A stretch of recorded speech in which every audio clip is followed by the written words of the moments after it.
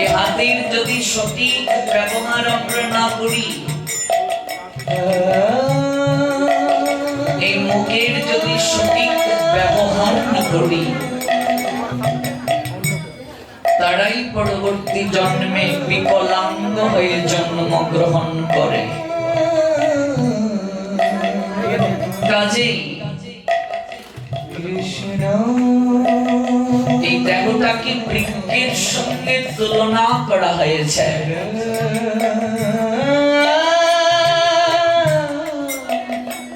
দেহ বৃক্ষে অসংখ্য পাখি বসে আছে। কেউ যদি হাতে তালি দিয়ে কিনিত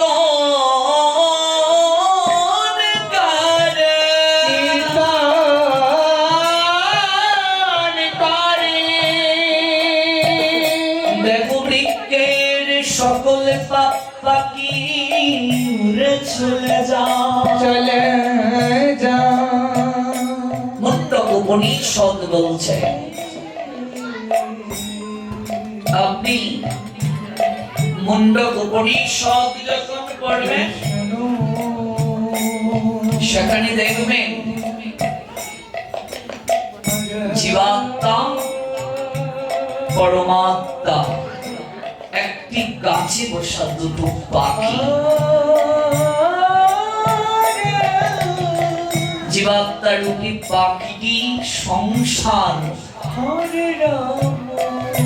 নিলয়ে ভোগে রত। পরমাত্মা রূপী পাখিটি সকল কিছু নিরীক্ষণ করছেন।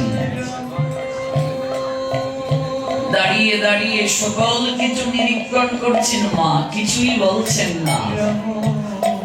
তিনি সাক্ষী স্বরূপ।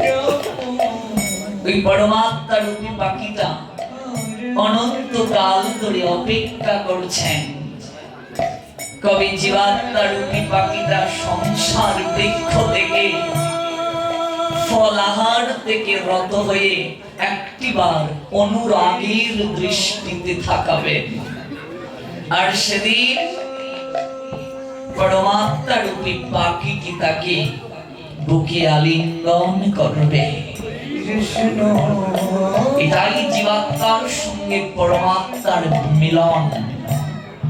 জীবাত্মাকে পরমাত্মার স্বরূপে নিয়ে যাওয়ার জন্যই ভজন করতে হয়। এই চরণ কেন দিয়েছেন ভগবান? যেখানে সাধু সঙ্গ হয়, এই চরণের সদ ব্যবহার করে সেই জায়গায় যাওয়ার জন্য। এই চোখ কেন দিয়েছেন ভগবান? গুরু বৈষ্ণব দর্শনের জন্য, ভগবানের বিগ্রহকে দর্শনের জন্য। কর্ণ কেন দিয়েছেন ভগবান? ভগবানের অপ্রাকৃত কথাকে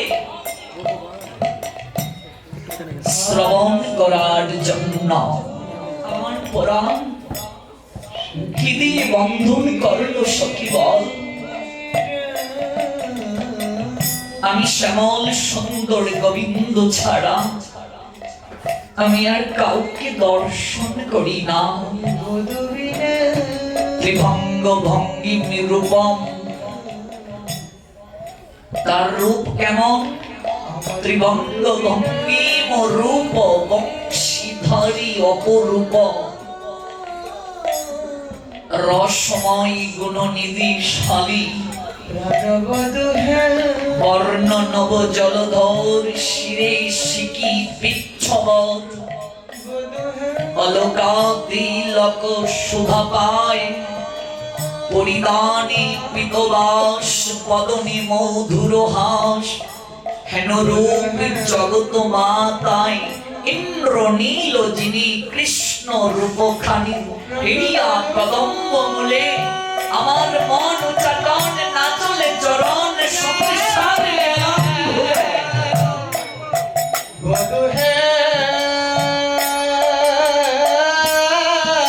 দেখিয়ে দিলেন প্রেমময়ী শ্রীমতী রাধারানী চোখের সদ ব্যবহার কি।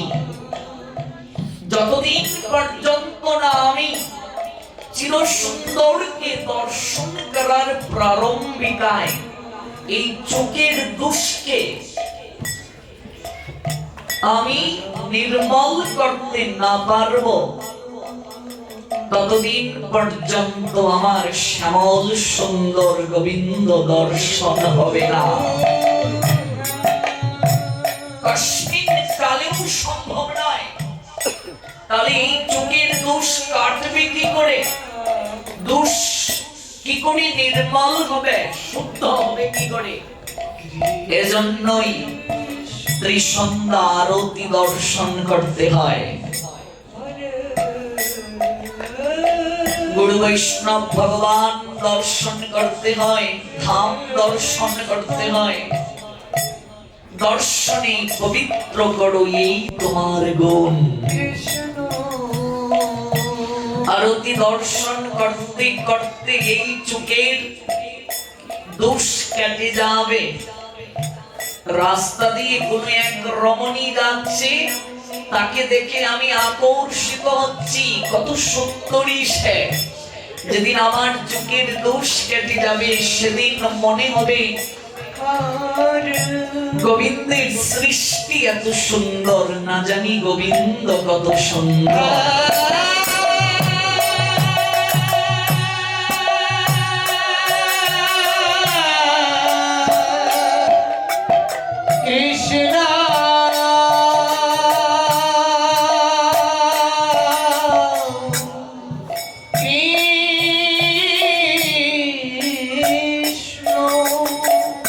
চোখের দোষ যতদিন পর্যন্ত না কাটবে,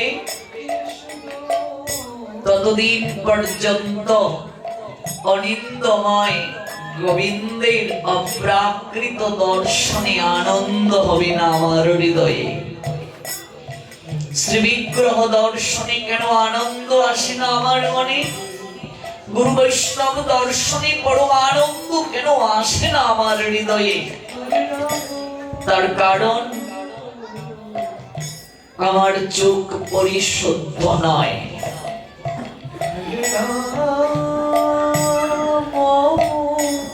বিল্লমঙ্গল ঠাকুর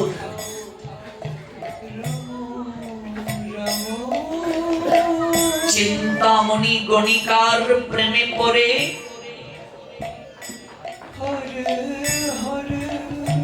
ব্রাহ্মণ ধর্মকে বিসর্জন দিল।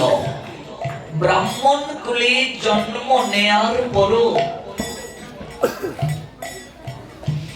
চিন্তামণি পতিতার প্রেমে পড়ে গায়ত্রী পর্যন্ত জপ করলো না। ব্রাহ্মণ বাবার নাম ভুলে যেতে পারে, কিন্তু গায়ত্রী কখনো ভুলবে না। ত্রিসন্ধ্যা গায়ত্রী থেকে যদি সে বঞ্চিত হয়, 3 দিন না খেয়ে সূর্যকে দর্শন করে তাকে প্রায়শ্চিত্ত করতে হবে।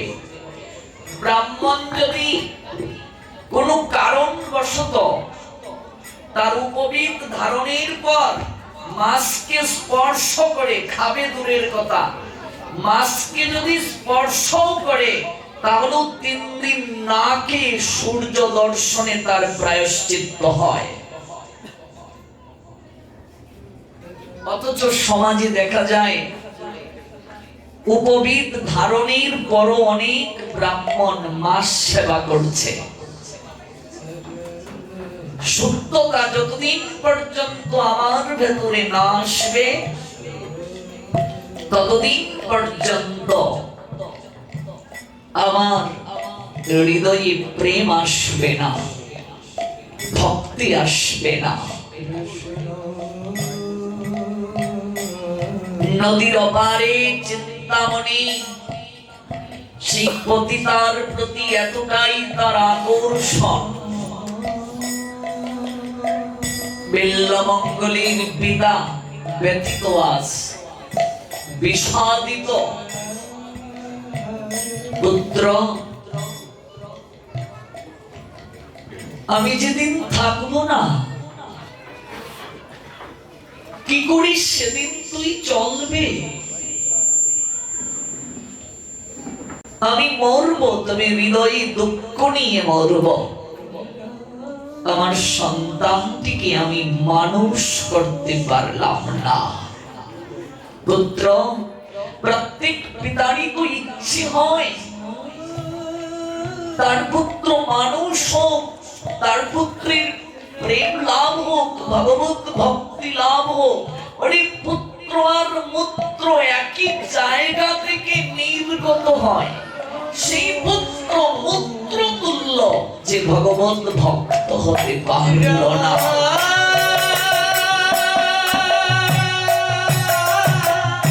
পুত্র উৎপাদনের উদ্দেশ্য কি? পুত নামক নরক থেকে পিণ্ড দানের মাধ্যমে উদ্ধার করা।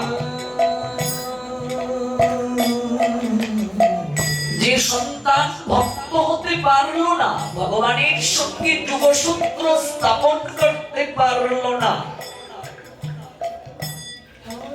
সে যতই পিণ্ড দান করুক না কেন, সেই পিণ্ড দ্বারা পিতামাতার কখনো উদ্ধার প্রাপ্তি সম্ভব নয়। প্রত্যেক পিতামাতার দায়িত্ব হচ্ছে সন্তানকে ভগবত ভক্ত করা। বিল্বমঙ্গলের পিতা তিনি ব্যথিত, আমি পিতা হিসেবে আমি অকৃত কার্য, আমার পুত্রের চরিত্রকে আমি সংশোধন করতে পারলাম না। নদীর ওপারে চিন্তামণি পতিতার প্রেমে পড়ে সকল কিছুকে বিসর্জন দিল। পিতা এই দুঃখে দেহ রাখলেন। চিন্তামণি যদিও পতিতা, সে বিল্বমঙ্গলকে জড়িয়ে ধরে বলছে, দেখো ঠাকুর, তুমি 10 দিন সংযম ব্রত পালন করো, 11তম দিনের দিন শ্রাদ্ধ কার্য করবে, পিতৃ শ্রাদ্ধ সমাপন না করে কোনদিন তুমি আমার কাছে আসবে না। একটিবারও কি ভেবেছেন গোষ্ঠীর কেউ মারা গেলে আমরা কেন সাত্বিক আহার গ্রহণ করি? গোষ্ঠীর কেউ মারা গেল আমরা সাত্বিক আহার গ্রহণ করছি, কারণটা কি? অনেকেই তত্ত্ব জানি না, কেবল নিরামিষ খাচ্ছি। আপনার মা বাবা মারা গেলেন, আপনি মাটিতে শয়ন করছেন, এক বস্ত্রে আছেন, স্নান করার পর সেই বস্ত্রটা গায়ে শুকাচ্ছে। এত কঠিন সংযম ব্রত আপনি পালন করছেন, কারণটা কি? আমরা অনেকেই জানি না সেই তত্ত্ব। মনে রাখবে, সাধনা করার প্রাথমিক প্রস্তুতি হলো ইন্দ্রিয়কে সংযম করা। যার ইন্দ্রিয় সংযম নেই, সে কখনো সাধনায় মনোনিবেশ ঘটাতে পারবে না। আর ইন্দ্রিয় সংযমের প্রারম্ভিক ধাপ হচ্ছে আহার সংযম। যেমন খাবার তেমন মন, যেমন মন তেমন বুদ্ধি, যেমন বুদ্ধি তেমন স্থিতি, যেমন স্থিতি তেমন লয়, যেমন লয় তেমন প্রাপ্তি। আপনি যেমন আহার গ্রহণ করবেন, আপনার মন সেরকম হবে। এখানে তো যজ্ঞস্থলী, জঠরাগ্নি, অগ্নি আছে এখানে। আপনি অগ্নিতে যাহাই দেবেন তার সুঘ্রাণ কিংবা তাহার বিপরীত গ্রাণ আপনার চেতনার সঙ্গে মিশবে। আগুনে আপনি যদি চন্দন কাষ্ঠ দেন, চন্দনের ন্যায় সুগন্ধ নির্গত হবে। আপনি অগ্নিতে যদি প্লাস্টিক দেন, তার গন্ধ বের হবে। এখানে জঠরাগ্নি, আপনি যেমন খাবার দিচ্ছেন, এখানে তো অগ্নি।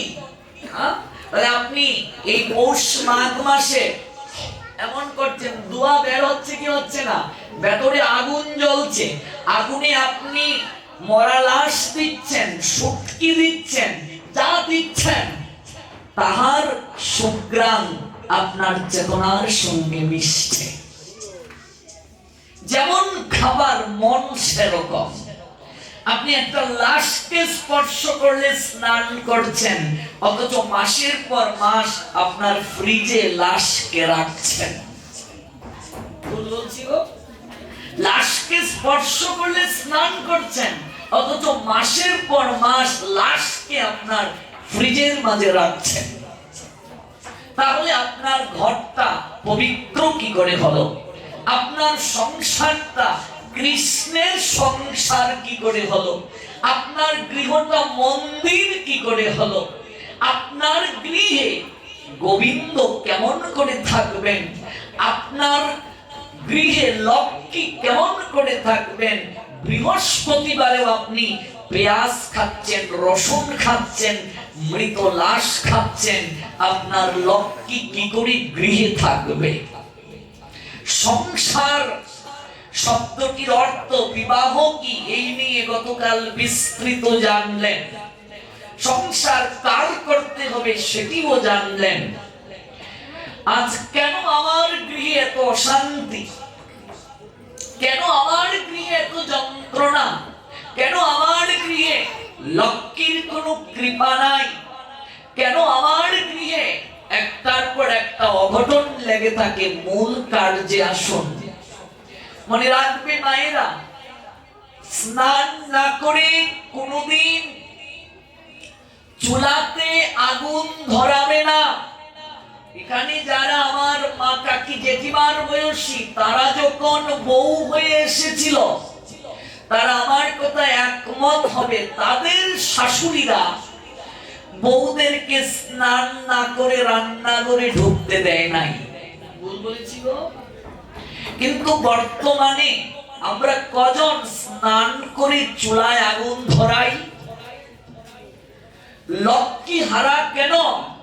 মহাজন দেখুন কি বলছেন, লক্ষ্মী হারা কপালে পুরা, গুরু গয়ামা কেউ না ভালোবাসে,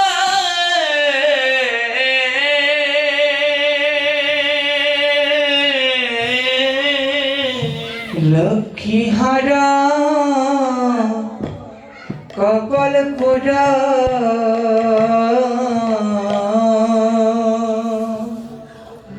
গুরু গো আমায় কেউ না ভালোবাসে,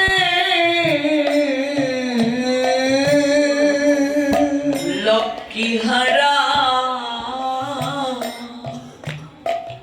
কপালে পুরা, গুরু গয়ামা কেউ না ভালোবাসে,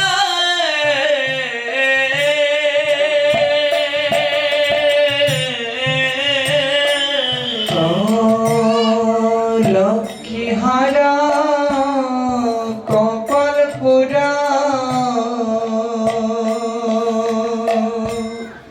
গুরু গো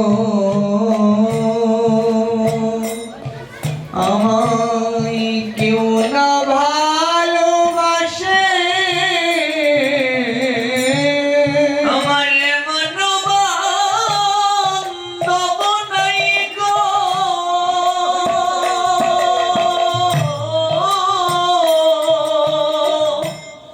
আমায় ডাকিতে আছে কাশিবে গো গুরু।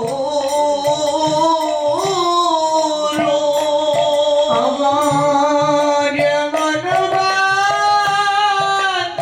নাই গো,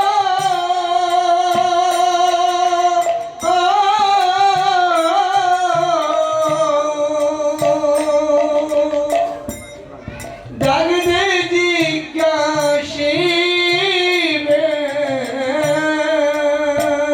গুরু। আমার এমন বান্ধব নাই গো। জগতে বান্ধব কে? একমাত্র পরম বান্ধব কে আপনার? গুরু বৈষ্ণব ভগবান ছাড়া আর কেউ নাই। গুরু বৈষ্ণব ভগবান ব্যতীত জগতে আর কেউ বান্ধব নেই আপনার, মনে রাখবে। যদি মনে করো আমার গোষ্ঠী বড়, লাঠির জোর বেশি, কোন লাঠি তোমাকে শেষের দিনে ভরসা দিতে পারবে না। রবিবার গীতার জন্মবার। আপনি সনাতনী হিন্দু, আপনাকে জানতে হবে না কোন বারে গীতা প্রকাশিত হলেন, কোন তিথি। মুখ্যদা একাদশী তিথি, অগ্রহায়ণ মাস, কোন পক্ষ? শুক্ল পক্ষ। রবিবারে আহার সংযম থাকতে হয়। রবিবার মাসে কটা গো মা? 4টা। বৃহস্পতিবার কটা? 4 4 কদিন হলো? 8 বার। একাদশীর আগের দিন, একাদশীর পরের দিন শারীরিক সম্পর্ক করবে না, আহার সংযম থাকবে। যদি শরীরকে সুস্থ রাখতে চাও, লক্ষ্মীর শ্রী কৃপা ঘরে রাখতে চাও, তিথির সঙ্গে শরীরের একটা যোগসূত্র আছে। তিথিগুলো পালন করি না বলে আজ কলিহত জীবের এত দুর্দশা। সত্যযুগে মানুষ 1 লক্ষ বছর বাঁচতে পারত। ত্রেতা যুগে মানুষের আয়ু ছিল 10,000, দাপর যুগে মানুষের আয়ু 1000 ছিল।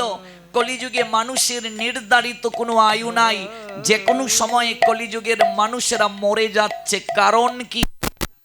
আমরা শরীরের যে শক্তি, সেই শক্তিকে ধরে রাখতে পারছি না, তিথি নক্ষত্র দিনক্ষণ মানছি না, যার কারণে একের পর এক আমাদের শরীরে কঠিন কঠিন ব্যাধি হচ্ছে, আর আমরা অকালেই এই সংসার ছেড়ে চলে যাচ্ছি। একাদশীর আগের দিন, একাদশীর দিন, একাদশীর পরের দিন আহার সংযম, শারীরিক সংযম।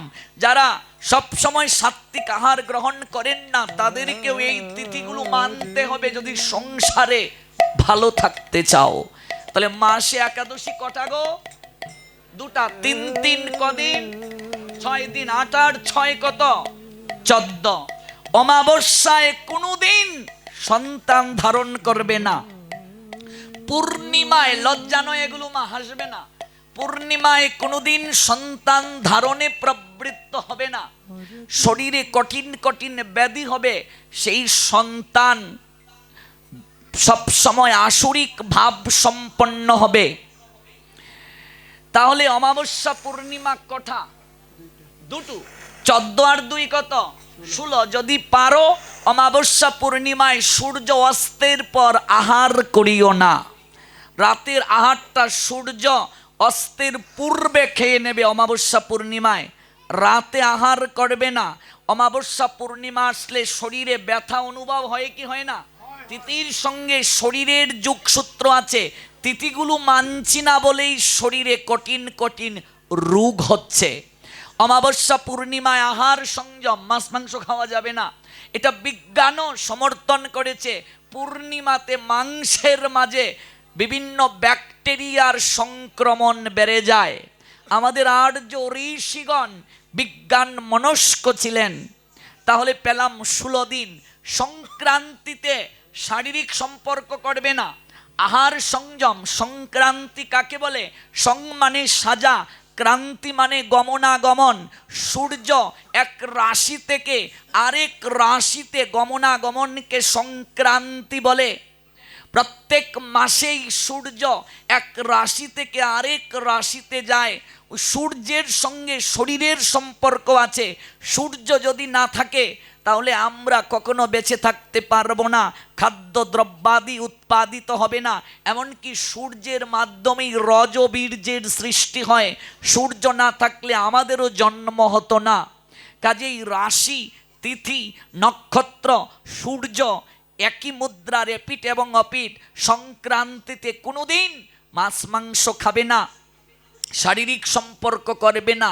এই হলো 17 দিন। আরও অনেক কমে যাবে যদি রবিবারে একাদশী পড়ে যায়, যদি বৃহস্পতিবারে পড়ে যায়, সংক্রান্তি যদি রবিবারে পড়ে যায়, অমাবস্যা পূর্ণিমা যদি পড়ে যায়, আরও কমবে কি কমবে না? এই 17 দিন শারীরিক সম্পর্ক করা যাবে না, মাছ মাংস খাওয়া যাবে না, 7 মাস পালন করো, স্নান না করে আহার করবে না, স্নান না করে রান্নাঘরে কখনো চুলায় আগুন ধরাবে না। প্রত্যেক দিন গুরুদেবের চরণে একটা পুষ্প, গোবিন্দের চরণে একটা তুলসী, আর 1 অধ্যায় গীতা পাঠ না করে কোনো দিন আহার করবে না। সংস্কৃত যদি না পারো, বাংলা অনুবাদটাই 1 অধ্যায়ের পড়ো। একেবারে ধুতি পরে যে ঠাকুর ঘরে বসে করতে হবে তা নয়, দাঁড়িয়ে দাঁড়িয়েই পড়ো। সময় পাচ্ছ না, যে পোশাকটা আছে, প্যান্ট পরেছ, দেরি হয়ে গেছে, চাকরিতে চলে যাবে, দাঁড়িয়ে দাঁড়িয়ে গীতাটা খুলো, ওম নম ভগবতী বাসুদেবায় 3 বার বলে শুরু করে নাও একটা অধ্যায়। সংস্কৃত পারো না, বাংলা অনুবাদটা পড়েই তারপর গোবিন্দকে যা দিলে একটু পেয়ে ব্যবসা প্রতিষ্ঠানে গিয়ে বসো, চাকরিস্থলে গিয়ে বসো। আমি আমার ব্যক্তিক জীবনের অভিজ্ঞতা থেকে বলছি, তোমার সংসারে কোনোদিন লক্ষ্মী তোমায় রেখে কোথাও যাবে না,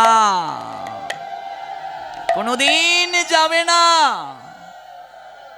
মরার পরে মরা বেটার বুকের মাঝে গীতা দিয়ে হবে কি? ওই লাশটা যদিও কথা বলছে না, তার প্রাণ নাই, কথা বলার শক্তি নাই, কিন্তু ও আমাদেরকে একটি তত্ত্ব বুঝাচ্ছে, ভাই রে, আমার তো জীবনে হরি বলা হলো না, আমি কিচ্ছু নিয়ে আসতে পারলাম না, তোরা যে আমায় নিয়ে আসলে কাঁধে করে, একদিন তোদেরও এই জায়গায় আসতে হবে। আমি যে ভুল করলাম, তোরা এই ভুল করিস না। বলো হরি, ভাই রে, একবার হরি বল।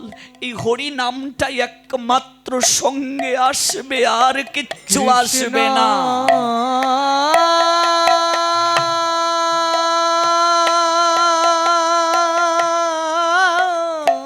মরার পরে আপনার বুকে কে গীতা দেবে, এই নিয়ে আপনি বসে আছেন। মরা বেটাকে হরিনাম শুনিয়ে দিচ্ছ, মরার কি কল্যাণ হলো? জীবিত অবস্থায় এই কার্য করতে হবে। বাবার কোলে করে সন্তান যাচ্ছে, একটা লাশকে স্কন্ধে চাপিয়ে হরিনাম কীর্তন করে করে নিয়ে যাওয়া হচ্ছে শ্মশানে। দৃশ্যটা দেখে ছোট্ট সন্তান কৌতূহল বশত বাবাকে প্রশ্ন করলো, ও বাবা, ওরা সবাই কি করছে গো? বাবা ছেলেটাকে বললেন, ওরা সবাই হরিনাম করছে। ছেলে বাবার দিকে তাকিয়ে বলল, ও বাবা, সবাই হরিনাম করছে, যে লোকটা শুয়ে আছে সে কেন হরিনাম করছে না? সবাই হরিনাম করছে, যে লোকটা শুয়ে আছে সে কেন করছে না? বাবা ছেলেটাকে জড়িয়ে ধরে বললেন, ও কি করে হরিনাম করবে রে? ও তো মরে গেছে, মরে গেলে কেউ হরিনাম করতে পারে না। ছোট্ট ছেলে ফেল ফেল করে বাবার চোখের দিকে তাকিয়ে বলছে, বাবা, মরে গেলে যদি কেউ হরিনাম করতে না পারে, তোমাকে তো একটা দিনও হরিনাম করতে দেখি নাই, তাহলে তুমিও কি মরে গেছ? তুমিও কি মরে গেছ? তোমাকে তো একটা দিনও হরিনাম করতে দেখি নাই। বাবা আচারকে মাটিতে পড়লেন, ছোট্ট ছেলেটাকে বুকে জড়িয়ে ধরে বললেন, বাবা রে, কথাটা কি বললে? আমার এই জায়গাটাতে বড় আঘাত লাগলো। ঠিকই তো রে বাবা, আমার তো জীবনে আমি একদিনও হরিনাম করি নাই, জপমালাটা হাতে নেই নাই, তাহলে আমিও তো জীবিত থেকে মরার দলে রে বাবা। মরার পরে তোমায় হরিনাম শুনিয়ে শুনিয়ে যে শ্মশানে নিয়ে এসেছে, মরার কানে কি হরিনাম যায়? মরাকে যে হরিনাম শোনানো হলো, এটা মরা শুনতে পায় না। যারা মরাকে নিয়ে এসেছে তাদেরকে বুঝানো হচ্ছে, বাইরে হরিনাম ছাড়া জীবের আর গতি নেই।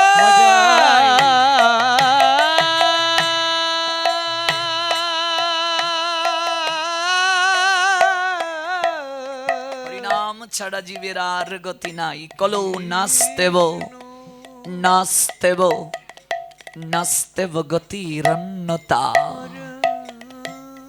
অনুভব করুন, একবার ভাবুন, রবিবার, বৃহস্পতিবার, অমাবস্যা, পূর্ণিমা, সংক্রান্তি, একাদশীর আগের দিন, একাদশীর দিন, একাদশীর পরের দিন, যদি সংসারে ভালো থাকতে চাও, যদি সুস্থ শরীরে থাকতে চাও, আহার এবং শারীরিক সংযম। ভাবো একবার, ভগবানকে কথা দিয়ে এসেছিলে, তার আইন মানবে বলে কথা দিয়েছ, মানব হলো নাম, কি মানছো বাবা? এটা জঠরাগ্নি, যা আহুতি দিচ্ছ ভেতরে, তাই চেতনায় প্রকাশ পাচ্ছে। আহার সংযম না হলে চেতনা শুদ্ধ হয় না। এজন্য কেউ মারা গেলে আমরা আহার সংযম থাকি। আমরা কি করি? আমরা রাজসিক তামসিক আহার গ্রহণ করি না। ইন্দ্রিয়কে সংযম রাখছি। কেন? যে ব্যক্তিটা মারা গেল তার সঙ্গে রক্তের সম্পর্ক আছে, তার কাছে আমরা দায়বদ্ধ। তার আত্মার শান্তি কামনায় সংযম থেকে ভগবানকে প্রার্থনা করব। অথচ কেউ মারা গেল, নিরামিষ খাচ্ছি দায়ে পড়ে, আর ঠাকুরঘরকে লকডাউন করে রাখছি। ভগবত কোনো কার্যের সঙ্গে সম্পৃক্ত না, উল্টো করছি আমরা। আহার সংযম আছি, এটা সমাজের চাপে পড়ে মানুষ খারাপ বলবে এই জন্য, নতুবা যে যুগ এসেছে এই কার্যটাও আমরা কেউ করতাম না, সমালোচিত হব বলে দায়ে পড়ে খাচ্ছি আমরা। কিন্তু এই আহার সংযমটা কেন থাকতে হয়? ইন্দ্রিয়কে সংযম রাখতে আহার সংযম সহায়তা করে। মনে রাখবে, চঞ্চল ইন্দ্রিয় দ্বারা ভগবত ভজন হয় না। আপনার পিতামাতা মারা গিয়েছে, আপনার যদি বীর্য স্খলন হয়, অনন্তকাল নরকবাস আপনি করবেন। এজন্য আপনি কি করেন? ফলমূল খেয়ে থাকেন, হবিষণ্য গ্রহণ করেন, কোনো কারণে যেন আপনার ইন্দ্রিয় বিক্ষিপ্ত না হয়। আপনি আলাদা শয়ন করেন, আপনি মাটিতে শয়ন করেন, ব্রহ্মচর্য ব্রত পালন করেন, প্রস্তুতি নিচ্ছেন পিণ্ডদানের মাধ্যমে উদ্ধার করবেন আপনার পিতাকে কিংবা আপনার মাতাকে। এজন্যই আপনার এত সাধনা। এটাই পুত্রের কর্তব্য, এটাই কন্যার কর্তব্য। তাই বিল্বমঙ্গলকে চিন্তামণি বলছে, আমি পতিতা হতে পারি, আমি তোমার বক্ষ বিলাসিনী হতে পারি, কিন্তু আমি এই পাপ করতে পারবো না। তুমি অন্তত এই 11টা দিন আমার কাছে এসো না। তোমার পিতার পারলৌকিক কার্য সম্পাদন করে তারপর তুমি আসবে। কোন প্রসঙ্গে শুনছি? চিরসুন্দরকে দর্শন করতে গেলে যতদিন যাবত এই চুকের দোষ না কাটবে ততদিন পর্যন্ত গোবিন্দ কৃপা প্রাপ্তি সম্ভব নয়। এই চোখ যতদিন পর্যন্ত আমার নির্মল না হবে ততদিন পর্যন্ত চিরসুন্দর দর্শন হয় না। সর্বপ্রথমে এই দুটি চোখ যখন কোনো কিছুর প্রতি গিয়ে নিবদ্ধ হয়, তখনই আমার ভেতরে কি হয়? ভেতরে আমার স্বপ্ন দেখা সুযোগ হয়, তখনই আমার ভেতরে অনুভূতি হয়। চোখ যদি না দর্শন করত, ভেতরে কখনো অনুভূতির তাড়না হতো? চোখ কোনো কিছুতে দৃষ্টি পড়েছে, ভেতরে গিটার বাজতে শুরু করেছে। এই চোখের নির্মলতা যতদিন পর্যন্ত না আসবে, চোখের দোষ যতদিন পর্যন্ত না কাটবে, চোখ যতদিন পর্যন্ত পরিশুদ্ধ না হবে ততদিন পর্যন্ত শ্যামল সুন্দর দর্শন হয় না।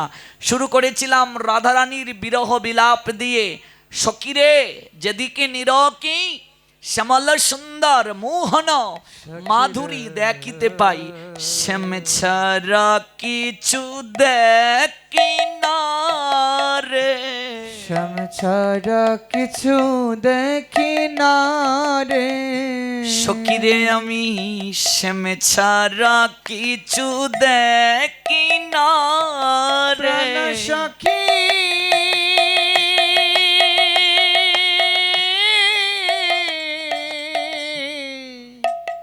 প্রাণ সখী ছাড়া কিছু দেখি না রে।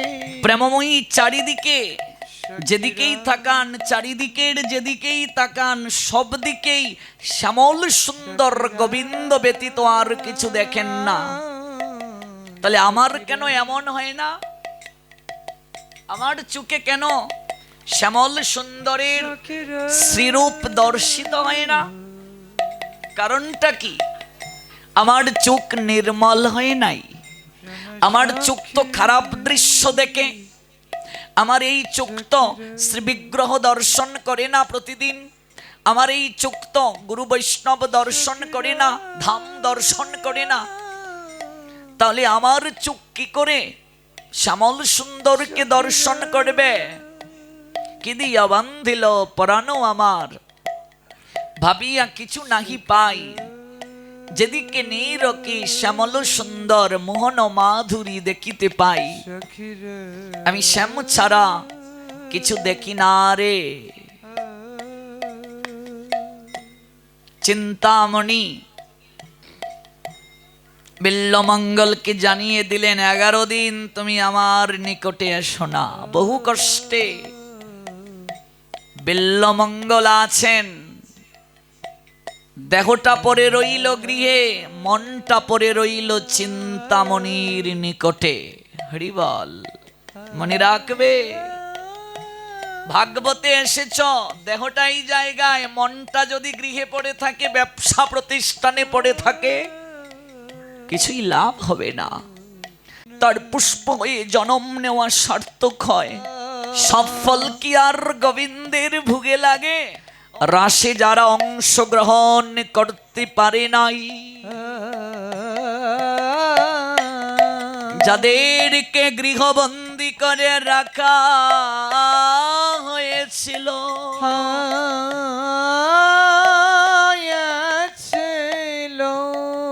দরজা বন্ধ করে যাদেরকে রাখা হয়েছিল, গোবিন্দের বংশীর ধ্বনি তাদের কর্ণে গিয়েছে, কিন্তু যেতে পারে নাই। তারা দরজা বন্ধ করে রেখেছে। ওদের দেহটা কেবল ঘরের মাঝে বন্দী ছিল। ওদের নয়ন বেয়ে ঝরঝর করে জল ঝরেছিল ব্রজগোপীদের। ওরা কেঁদে কেঁদে বলেছিল, হে গোবিন্দ, আজ ষোলকলা পরিপূর্ণ করে চন্দ্রিমা গগনে উদিত হয়েছে। সকল ঋতুকে তুমি অধিকার দিলে। পুষ্পগুলো ভ্রমরকে আকুতি নিবেদন করে বলছে, তোরা তো নিত্যি প্রতিদিনই তোরা মধু গ্রহণ করিস। ওরে অন্তত আজ তোরা আমাদেরকে মুক্তি প্রদান কর। বহু আশা করে ফুটে রয়েছি, ওই শ্রী গোবিন্দ চরণে ঝরে পড়ব বলে।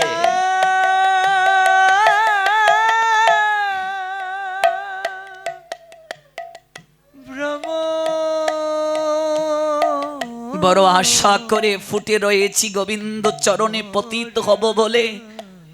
তোরা তো প্রতিদিনই মধু আস্বাদন করিস। বহুকাল ধরে চাতক পাখির নিয়ে প্রতীক্ষিত ছিলাম রে, এই গোবিন্দ চরণে ঝরে পড়ব বলে। তোরা আজ নিশিত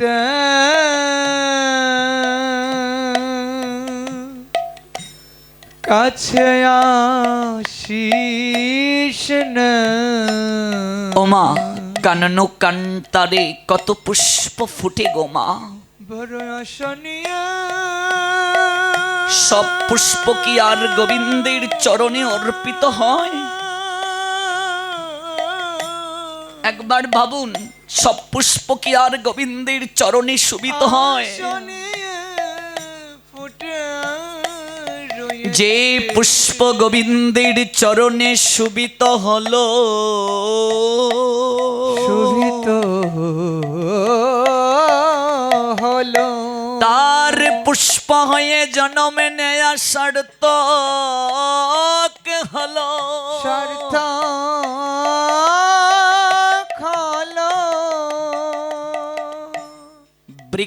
রাজিতে কত ফল ধরে গো মা,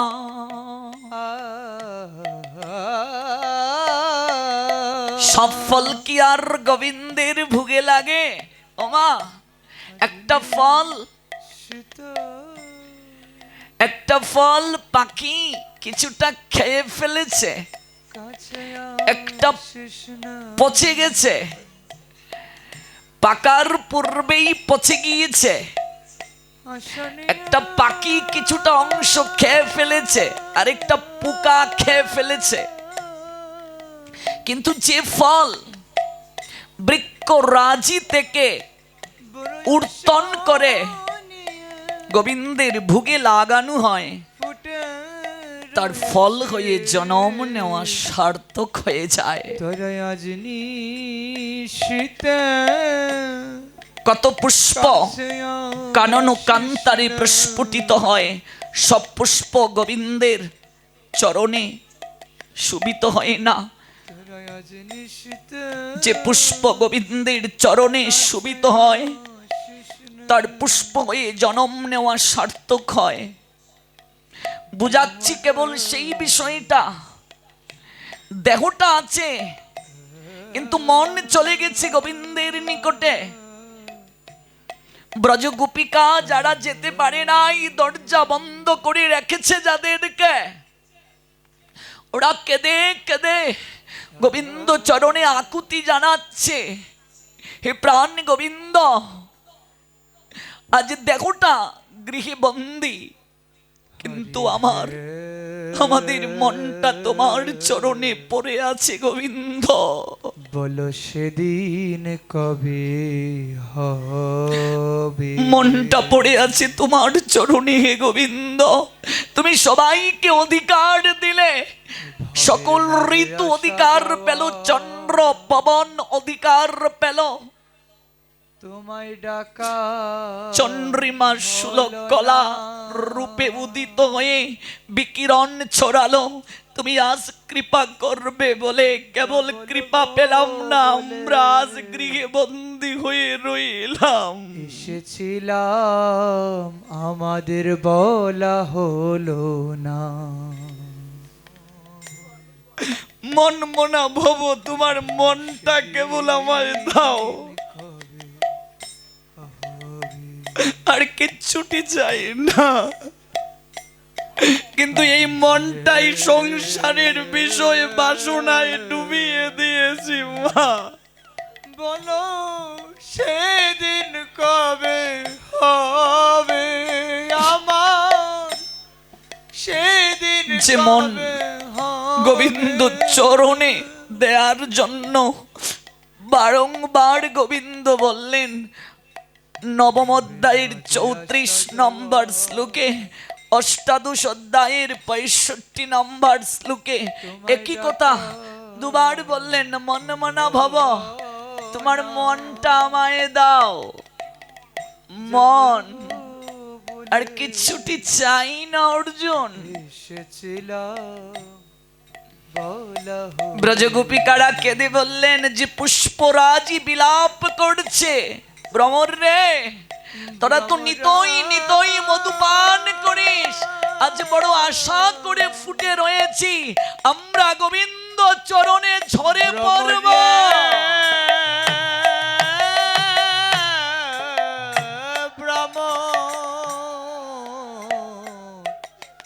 ভ্রমর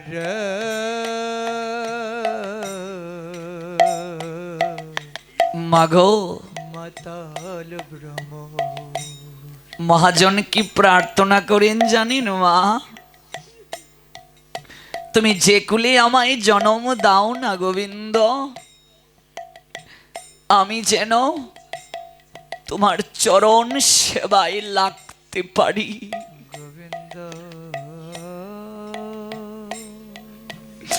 যদি কুকুর কুলে জন্ম দাও হে গোবিন্দ,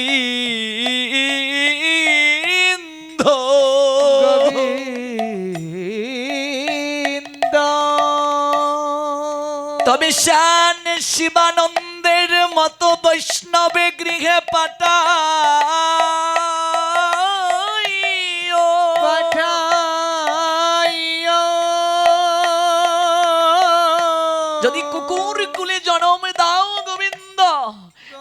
শিবানন্দের মতো বৈষ্ণব গৃহে কুকুর করে পাঠাইও, যে সঙ্গ গুণে গৌরাঙ্গের চরণ প্রাপ্ত হয়েছিল।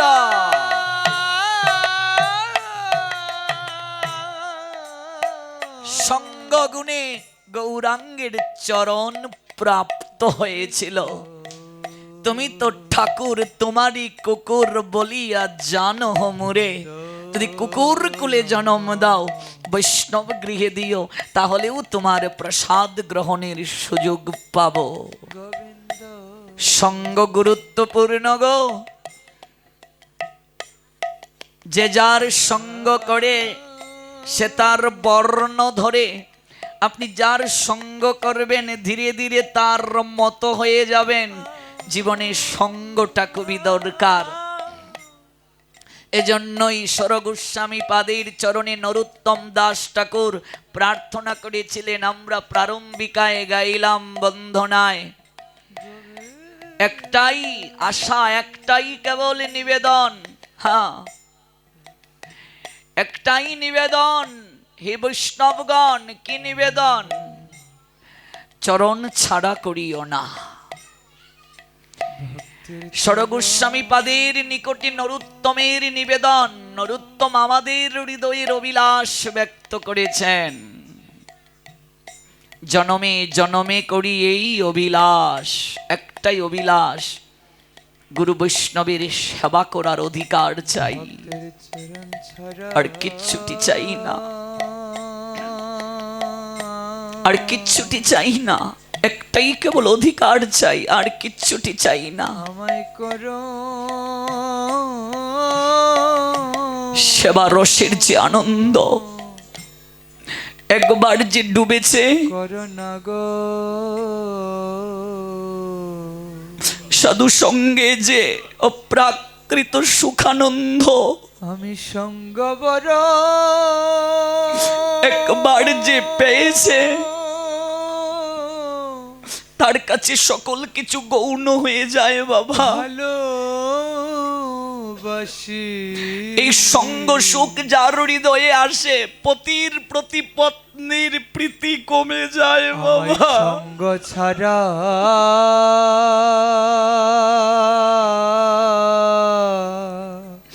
প্রকৃত সঙ্গ সুখের যে আনন্দ পায়, সঙ্গ ছাড়া করো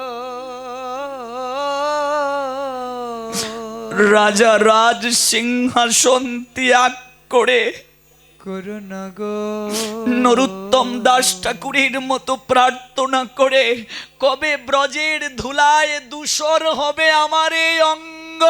আমি চরণ বড় হরি বল, হরি বল, হরি বল।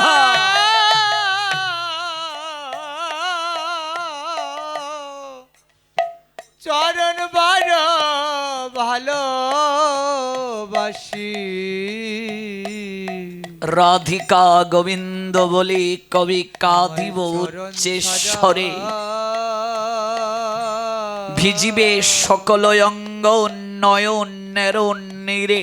চরণ ছাড়া করো প্রকৃত সেবারসের আনন্দ, সেবা সুখানন্দ, সাধু সঙ্গ করার পরমানন্দ যার হৃদয়ে জেগে যায়, সে আর কিছুই চায় না কবে আমি রাধিকা গোবিন্দ বলে উচ্চেশ্বরে কাঁদতে পারবো, আর কবে নয়নের জলে আমার অঙ্গকে ভাসাতে পারবো।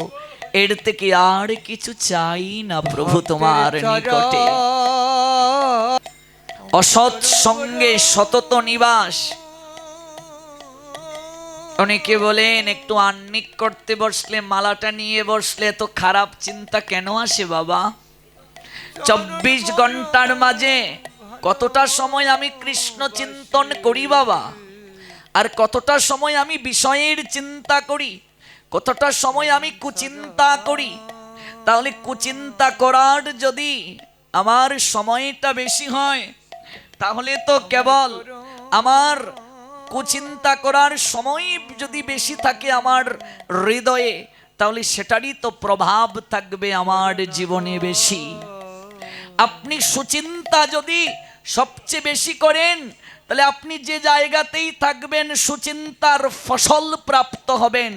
আর কুচিন্তা যদি আপনাকে গ্রাস করে বেশি, আপনি যেখানে থাকবেন তারই প্রতিচ্ছবি হৃদয়ে পটে ভাসবে। চরণ বরণ সঙ্গটা গুরুত্বপূর্ণ, মনটা নিবেদন করা প্রয়োজন। সঙ্গে এসে সেই সঙ্গটা করতে হবে শ্রদ্ধার সঙ্গে, নিবেদিত মনে, সাধু সঙ্গে, কৃষ্ণ ভক্তে শ্রদ্ধা যদি হয়, শ্রদ্ধার সঙ্গে করতে হবে। আর ওই মনটাই দিতে হবে গোবিন্দকে। নন্দ মহারাজ তার স্ত্রী যশোদাকে যতটা না ভালোবাসতেন, তার থেকে কোটি কোটি গুণ বেশি ভালোবাসতেন গোপালকে। নন্দ মহারাজের সর্বোত্তম প্রীতি গোপালের প্রতি। যশোদা পতিকে যতটা না ভালোবাসতেন, তার থেকে বেশি ভালোবাসতেন গোপালকে। আমি আমার সন্তানকে যতটুকু ভালোবাসি, ততটা ভালোবাসাও গোবিন্দকে দিতে পারি না, তাহলে আমার কি করে কৃপা হবে? নিজের বিবেককে প্রশ্ন করতে হবে। বিল্বমঙ্গলের 10টা দিন দেহটা পড়ে রইল সংসারে, মনটা চিন্তামণিকে ঘিরে রইল। অথচ শাস্ত্র বললেন সুখ চিহ্ন ধারণ করে সর্বদা ইষ্ট চিন্তন করতে হবে, গোবিন্দের গুণকীর্তন করতে হবে। অথচ আমরা ধরার চিহ্ন ধারণ করে ভগবত কার্যই বর্জন করে দেই। হরি নামটা পর্যন্ত করি না, কৃষ্ণ নামটা পর্যন্ত করি না। কারণ কি? আমরা বলি এখন ভগবত চিন্তা করা যায় না, আমার অশৌচ। হরিনাম চিন্তা করা যায় না, আমার অশৌচকাল চলছে। অথচ আমি এই সময়েই বেশি করে কৃষ্ণ চিন্তন করব, আমার মা বাবার উদ্ধারের জন্য গোবিন্দের কাছে প্রার্থনা নিবেদন করব। দেহ মন শুদ্ধ আমার। এই সময় কেউ সাধনা করতে আমায় বিরক্ত করবে না। যে আমার কাছে ঋণ প্রাপ্ত হয়, পাওনাদার এসেও আমাকে কিছু বলবে না। স্ত্রী আমার নিকটে আসবে না, পুত্র কন্যা আমার নিকটে আসবে না, কেউ এসে আমাকে স্পর্শ পর্যন্ত করবে না। অনেকে বলে স্পর্শ করিও না গো, স্পর্শ করবে না, সে অশৌচ। অথচ উল্টো, কেন আমি স্পর্শ করছি না? আমি অশুদ্ধভাবে জীবনযাপন করি, অনেক সময় দাঁড়িয়ে প্রস্রাব করি, জল নেই না, আমি অখাদ্য কুখাদ্য খাচ্ছি, আমি তাকে স্পর্শ করছি না এই জন্য, কারণ সেই কয়েকটা দিন সদাচার জীবন যাপন করছে। অথচ সমাজের লোক উল্টো ভাবছে, এই তাকে স্পর্শ করিও না, তাকে স্পর্শ করিও না। কোথায় যাবে? কবেই সংস্কার হবে আমাদের সমাজে? কবে মানুষের চেতনা ফিরবে? গোষ্ঠীর লোক নিরামিষ খাচ্ছে চাপে পড়ে, দায়ে পড়ে। অথচ এই আহার সংযম থেকে যে গোবিন্দের আরাধনা করতে হয়, এই কথাটা ভুলে গেছে। বেশি করে যে গোবিন্দকে স্মরণ মনন করতে হয়, যে লোকটা মারা গেল তার আত্মার শান্তি কামনায় প্রার্থনা করতে হয়, সেটা ভুলে গেছে। তাহলে হবেটা কি করে হবে? এই সময় ব্রহ্মচর্য ব্রত পালন করা হয়। ব্রহ্মচর্য ব্রতের কিংবা যে কোনো সাধনার যে সকল কার্য, অনুকূল কার্যের মাঝে প্রথমটাই হচ্ছে অতিরিক্ত আহার করা যাবে না। এই যে আমরা প্রতিদিন বৈষ্ণব বন্দনায় আমরা প্রার্থনা নিবেদন করি, 6 দোষ শোধন করো, 6 গুণ দেহ দাসে, 6 সৎসঙ্গ দেহ হে আমারে, বসেছি সঙ্গেরই আসে। দোষগুলো কি কি? 6টা দোষ কি? তন্মধ্যে একটা হচ্ছে অতিরিক্ত আহার, অত্যাহার প্রয়াস প্রজল্প নিয়মাগ্রহ।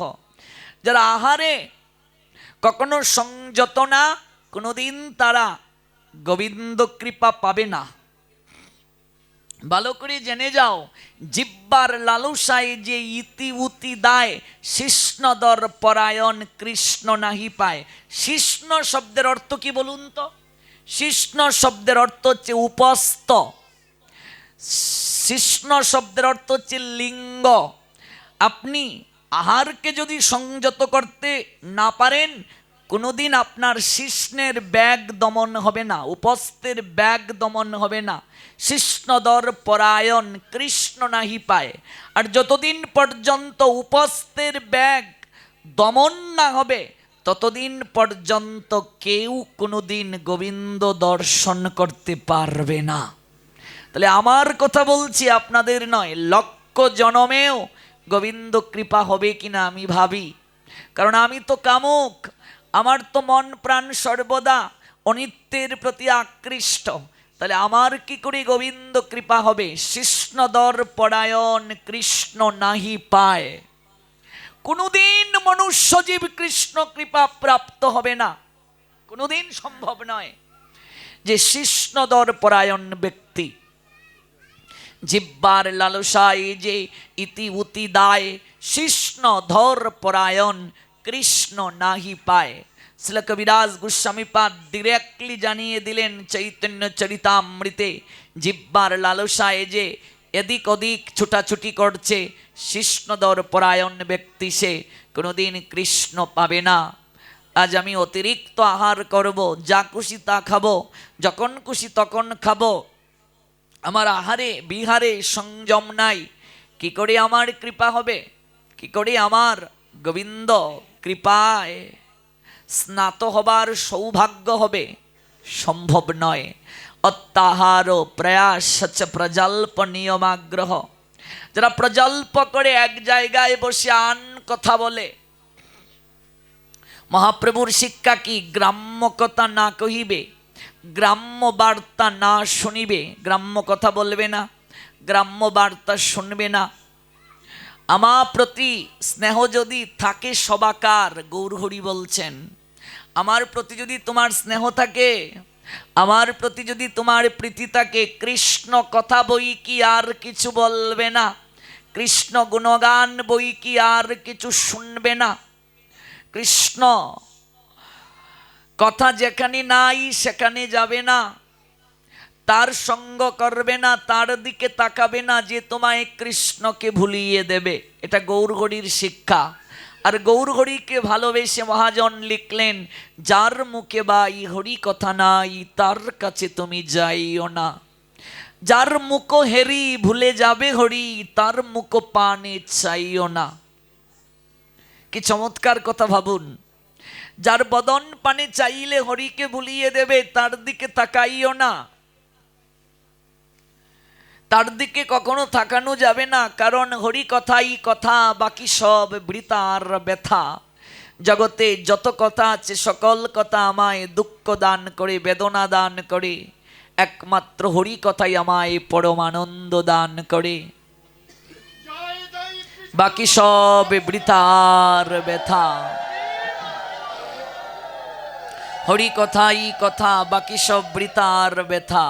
আনন্দময়ী বলছেন, মা আনন্দময়ী মহাসাধিকা, সকল কথাই আমায় ব্যথা দান করে, দুঃখ দান করে, হরি কথা আমায় পরমানন্দ দান করে। কে তোমায় কবে কি কথা কহিবে, সে কথা ভাবিলে আর কি চলিবে। বিপদে সম্পদে রাখিবে যে পদে, তার পদ কেন ভাবনা। হ্যাঁ,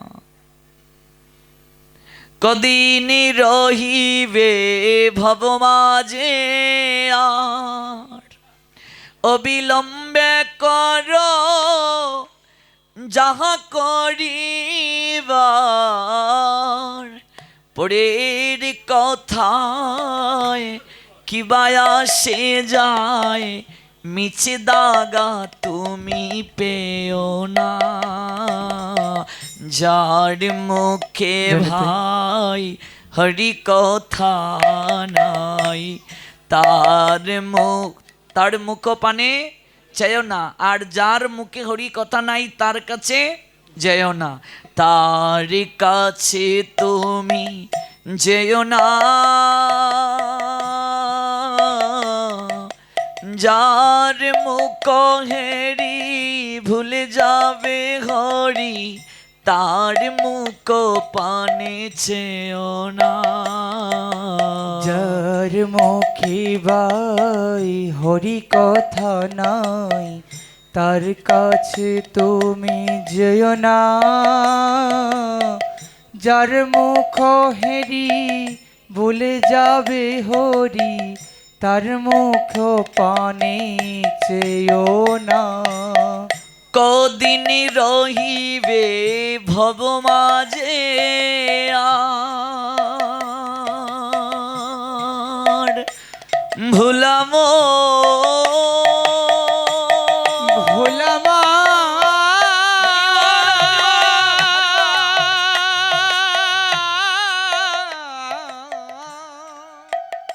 ভোলামা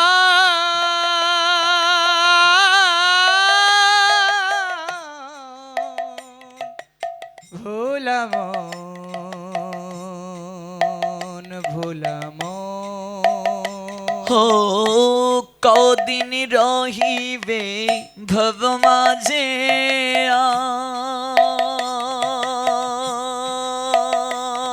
আর অবিলম্বে কর যাহা করিবা।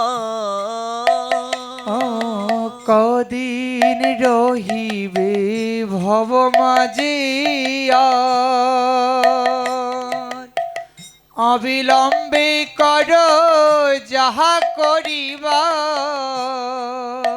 পরের কথায় কিবা আসে যা, পরের কথায় কি বয়সে যায়, মিছে দাগা তুমি পেও না। পরের কথায় কি বয়সে যায়, মিছা দাগা তুমি পেও না। তুমি হরিনাম করবে, সাধু সঙ্গ করবে। কে তোমায় কি বলবে আমি তিলক কাটবো, কেউ বলবে কিরে সাধু হয়ে গেছে, কিরে তুমি যেও না সাধু হয়ে গেলি। যাও, তো সাধু হব না তে চুর হব? চুর হওয়ার জন্য এসেছি না সাধু হওয়ার জন্য এসেছি? সাধুই তো হব।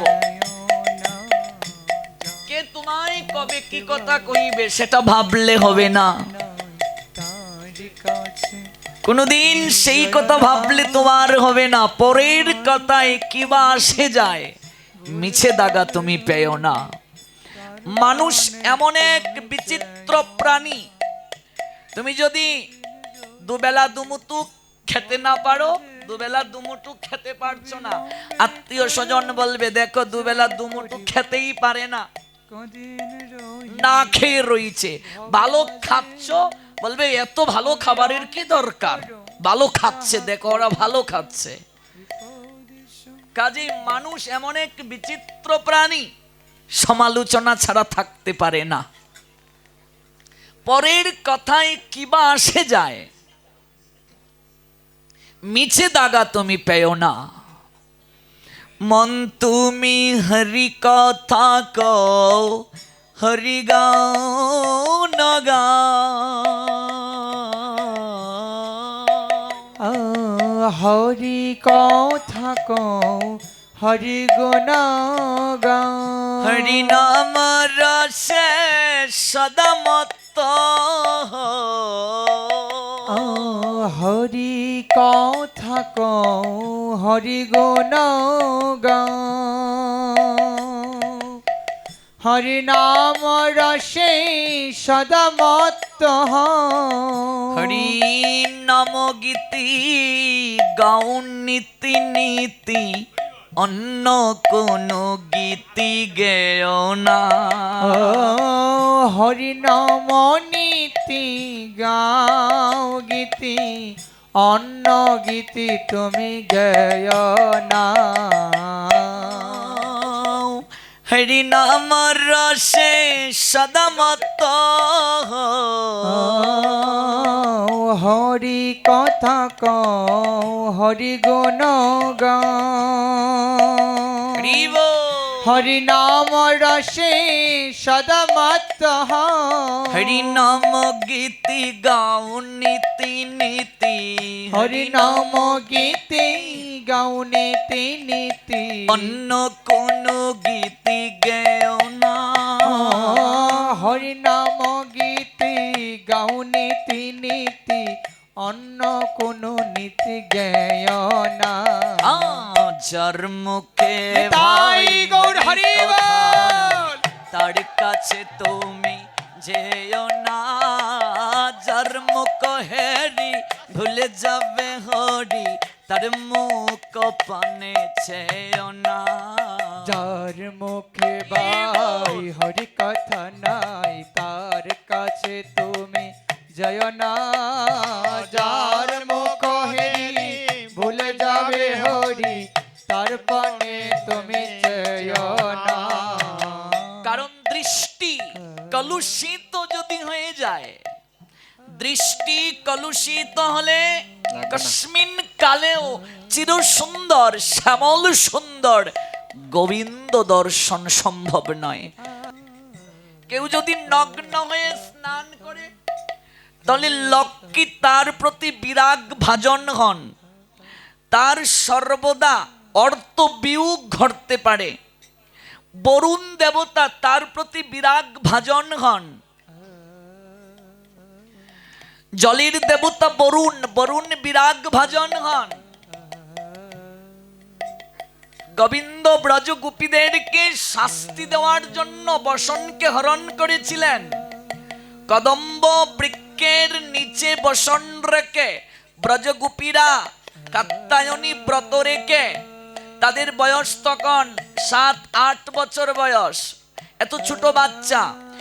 এরপরও তাদেরকে শাস্তি দেওয়ার জন্য গোবিন্দ বসন হরণ করলেন, বললেন তোমরা ব্রত রেখে নগ্ন হয়ে জলে স্নান করছ, জলের দেবতার প্রতি তোমরা বিরাগ ভাজন হয়েছ, সম্মান প্রদর্শন করো নাই। শাস্তি দেওয়ার জন্য বসন হরণ করলেন।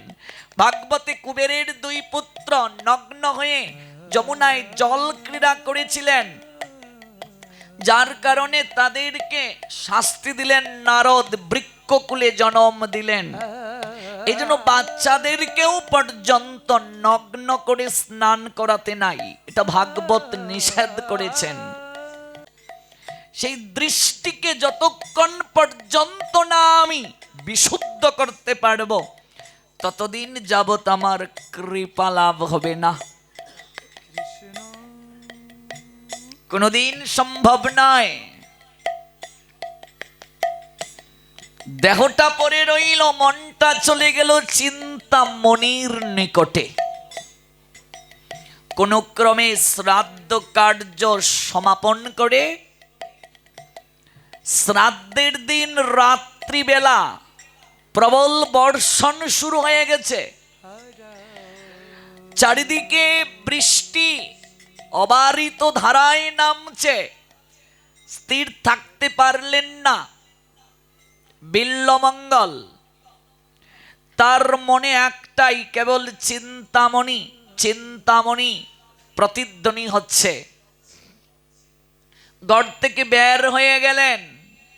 মনে রাখবে, কামের যে বিষ, আমাদের আচার্যগণ বলছেন সর্প দংশন করলে বিষের যন্ত্রণা যতটা না অনুভব হয়, তার থেকে প্রবল অনুভব, প্রবল যাতনা হচ্ছে কাম যাতনা। এই জন্য কামকে নরকের প্রথম দরজা বলছেন ভগবান গীতায়। নরকের দরজা কয়টি গো? 3টা। সর্বপ্রথম দরজাই হচ্ছে কাম, কাম, ক্রোধ, লোভ, এই 3টা নরকের দ্বার। ত্রিবিদং নরকস্য ইদম দ্বারং নাশনমাত্মনঃ কাম ক্রোধস্তথা লোভস্তস্মাৎ এতত্রয়ং ত্যজ্যাৎ। 16তম অধ্যায়ে গীতা 21 নম্বর শ্লোক। নরকের দরজা 3টা। প্রথম কাম, কামের পর ক্রোধ, ক্রোধের পর লোভ। এই 3 প্রকার নরকের দরজা। এটা হচ্ছে পাপের আস্তানা। পাপ কয় প্রকার? সনাতন ধর্মে পাপ হচ্ছে 2 প্রকার, একটা মহাপাপ আর একটা উপপাপ। মহাপাপ 4 প্রকার, মনে রাখবেন, এগুলো আলোচনা করলে দীর্ঘায়িত সময় দরকার। মহাপাপ 4 প্রকার, উপপাপ 45 প্রকার। 45 প্রকার উপপাপের মাঝে 14 নাম্বার উপপাপ হচ্ছে সুদের ব্যবসা।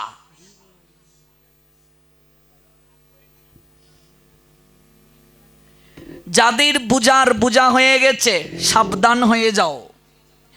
নগচ্ছেদ শুন্ডিকায়লং, শাস্ত্র বলছে সুদকুরের বাড়িতে যেও না, সুদকুরের বাড়ির মাটি পর্যন্ত অপবিত্র।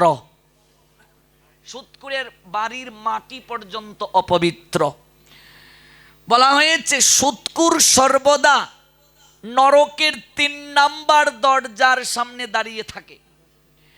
গ্রামে দেখা যায় কীর্তন দিল, টাকা বেড়ে গেল, ওই টাকাটা সুদে লাগিয়ে দেয়। আছে কি নাই দয়াল প্রভু? আপনি তো আবার প্রশাসনের লোক, বলতে একটু ভয় পাওয়া দরকার আমার নাকি?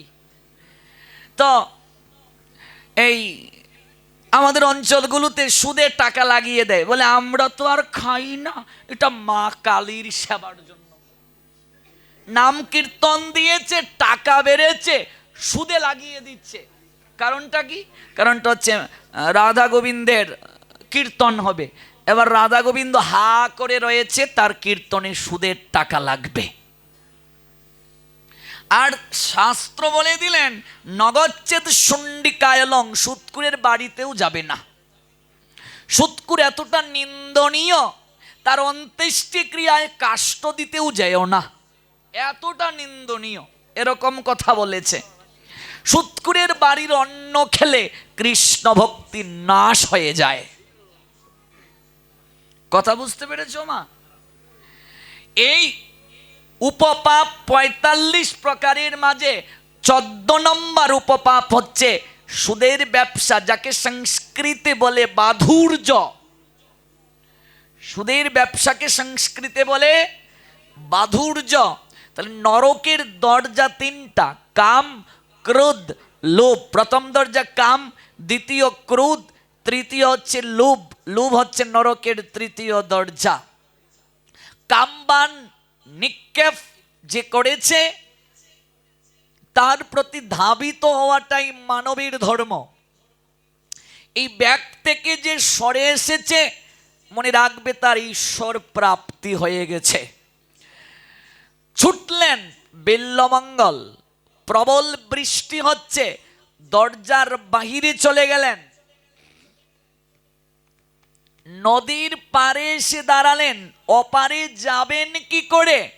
কোনো প্রকার নৌকা নাই, কোনো প্রকারই নৌকা নেই। অপারে কি করে যাবেন? নয়ন দিয়ে জল ঝরছে। হরিবল। গোবিন্দের জন্য নয়, চিন্তামণির জন্য। বাপ মরলে কান্না করি আমরা, মা মরলে কান্না করি। মৃদঙ্গ বাজাতে কষ্ট হচ্ছে প্রভু আপনার? এবং বন্ধু বান্ধবের আত্মীয় স্বজনের বিয়োগে কান্না করি, কিন্তু জগতে কজনকে পাবে কৃষ্ণ বলে ক্রন্দন করে? একটু ভাবো তো, কই 2 ফোঁটা জলও তো চুকে আসে না কেন? অথচ বন্ধু বান্ধবের বিয়োগে, আত্মীয় স্বজনের বিয়োগে নয়নের জলি ভক্ক বেসে যায়।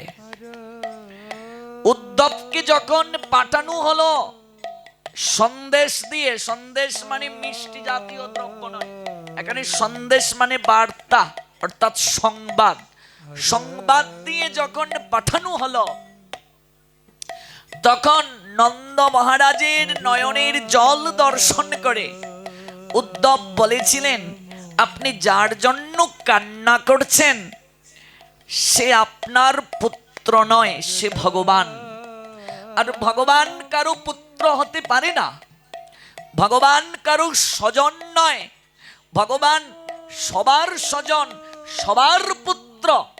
ভগবান একক কারো পুত্র হতে পারেন না, একক কারো স্বজন হতে পারেন না। নন্দ মহারাজ সেদিন বলেছিলেন, উদ্ধব তোমাকে আমি মনে করতাম তুমি মথুরার শ্রেষ্ঠ পণ্ডিত, কিন্তু তোমার আজ কথা শ্রবণ করে আমার মনে হলো তোমার মতো মূর্খ জগতে আর কেউ নাই, তোমার মতো মূর্খ আর জগতে কেউ নাই। তুমি আমার গোপালকে ভগবান বলছো? ভগবান নারায়ণের লক্ষণ আমার জানা আছে, কিন্তু আমার দুধের বাচ্চা গোপাল, সে প্রত্যেক দণ্ডে দণ্ডে আহার গ্রহণ করে, মুহূর্তে মুহূর্তে আহার গ্রহণ করে, ভাণ্ড ভাঙ্গে, ননি নিজে খায়, সখাদের গায়ে মাখায়, বানরদেরকে খেতে দেয়।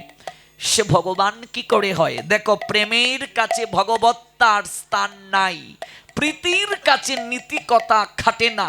প্রীতি যেখানে গভীর হয়, সম্পর্ক যেখানে গভীর হয়, নীতি সেখানে গৌণ হয়ে যায়।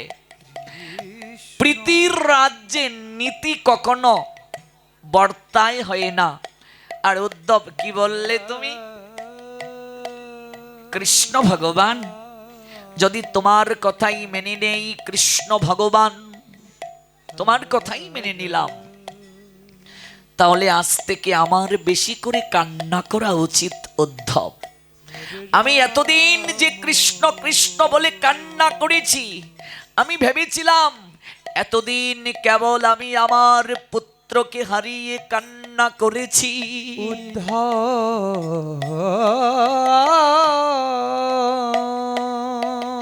যদি তোমার কথাই সত্য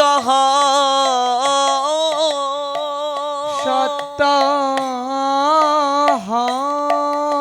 তাহলে আজ আমার আরো দ্বিগুণ কান্না করা উচিত।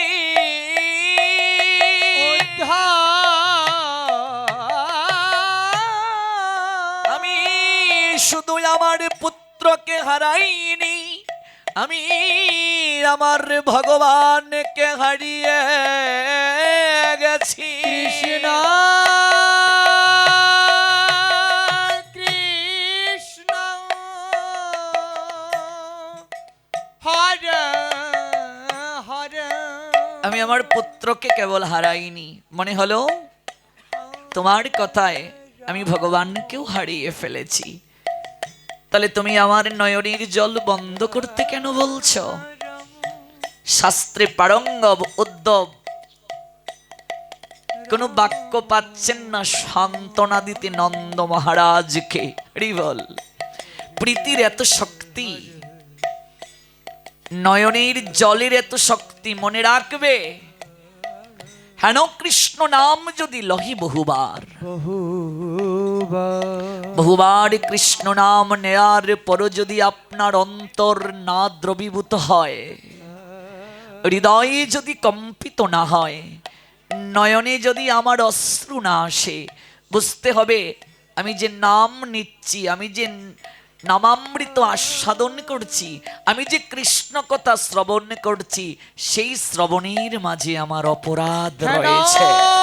কৃষ্ণ নাম যদি লহা বহুবার, তথাপি না হয় অশ্রু, না হয় কম্পদান, তবে জানিবে মনে পাপ আচয়ে প্রচুর, কৃষ্ণ রতি বিস্তাতে না হয় অঙ্কুর। এত নাম এত কথা শ্রবণের পরও আমার হৃদয় গলে না কেন গো? আমার মন পাষাণ থেকেও পাষাণ। মহাজন তাই আজ কেঁদে কেঁদে বলছে, নরে অজ্ঞান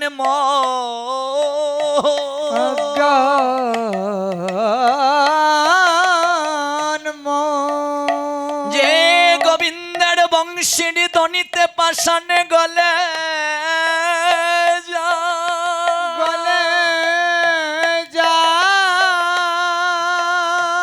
বৃন্দাবনে গেলে দেখবে চরণ পাহাড় বলে একটা পাহাড় আছে, যেখানে পাথর গলে গিয়েছিল গোবিন্দের নামে আর গোবিন্দের বংশীর ধ্বনিতে। বাছুরগুলো দৌড়াতে শুরু করেছিল, গোবিন্দের চরণ চিহ্ন অঙ্কিত আছে সেই পাথরের মাঝে, গোবৎসগণের চরণ চিহ্ন রয়েছে সেই পাথরের মাঝে। যে কৃষ্ণ নামে পাথর গলাতে পারে, সেই কৃষ্ণ নাম কৃষ্ণ কথায় আমার হৃদয় গলাতে পারে না। ভুলাম রে মনে যদি বৈরাগী হইতো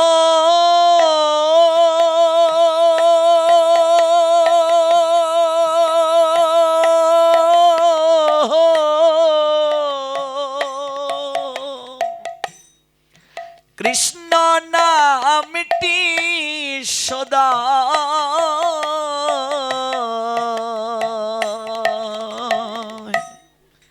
সদাই লইত গো মন যদি রাগী হইতো হরিবল হরিবল হরিবল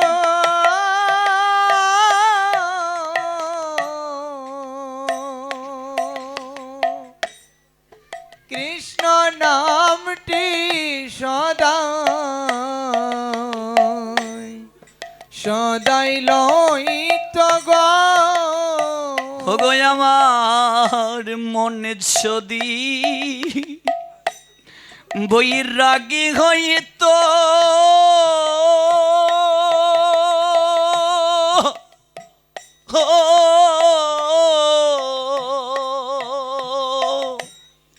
কৃষ্ণ নামটি সদা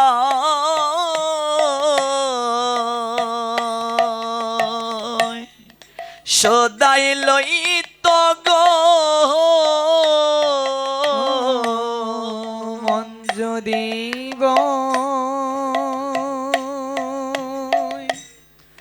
রাগী হইতো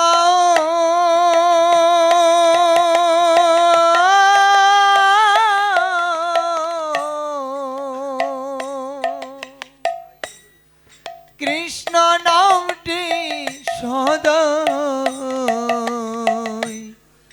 সদাই লইত গো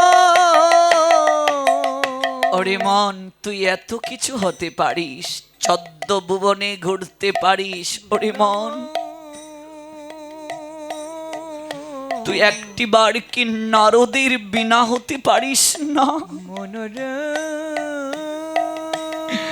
তুই 14 ভুবনে পরিভ্রমণ করতে পারিস রে একটিবার কি নারদের বিনা হতে পারিস না ভুলাম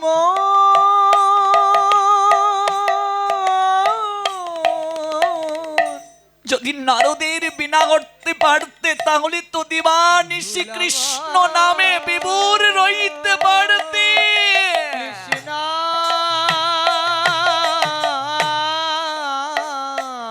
তুই এত কিছু হতে পারিস রে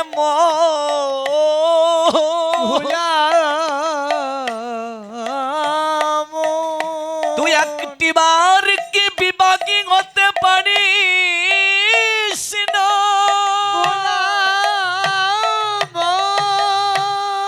এত কিছু হতে পারিস একটিবার কি বৈরাগী কিংবা বিভাগী হতে পারিস না তাহলে তো দিবানিশি কৃষ্ণ নামে বিভোর থাকতে পারতি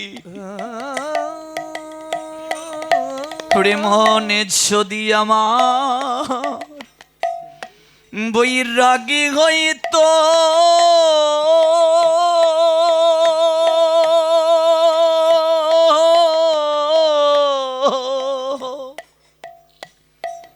কৃষ্ণ নামটি সদা সদাই লইত গো মন যদি হরিবল হরিবল হরিবল রাগী হইতো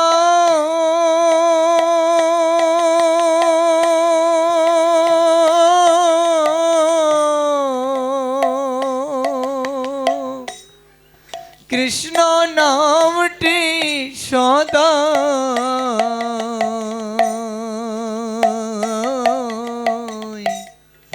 সদাই লইত গো ওই আমার কুপথে মন চলে সদা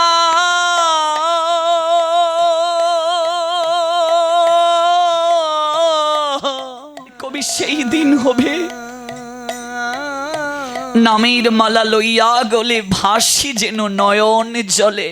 ভাসি যেন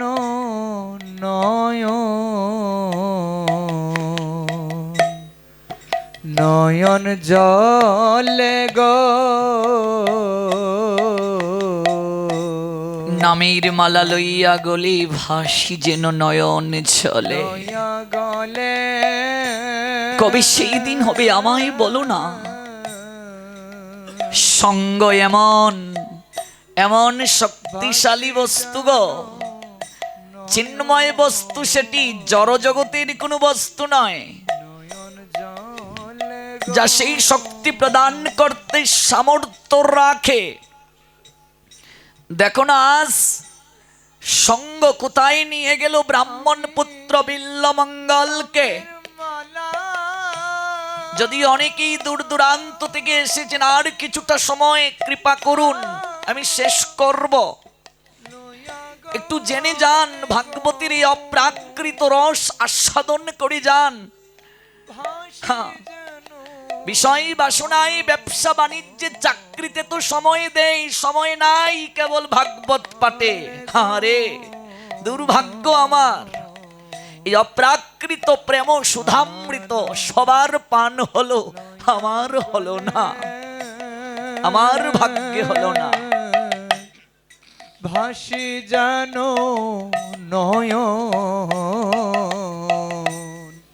নয়ন জলে গো। আমি কি করে অপারে যাব? হৃদয়ে নামও চিন্তা নয়, কৃষ্ণ চিন্তা নয়, নয়ন জল কৃষ্ণ জন্য ঝরছে না, ঝরছে চিন্তা মনির জন্য। অপারে কি করে যাবেন? কোনো নৌকা নেই, তীরে বসে কান্না করছেন। হঠাৎ দৃষ্টি পড়ল, মনে হচ্ছে একটা কলা গাছ যেন ভেসে আসছে। বিল্বমঙ্গল নিচে নামলেন।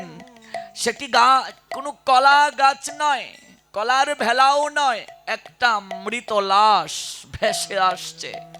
ওই লাশটাকে জড়িয়ে ধরে বিল্বমঙ্গল সাত্রে পার হয়ে গেলেন নদী।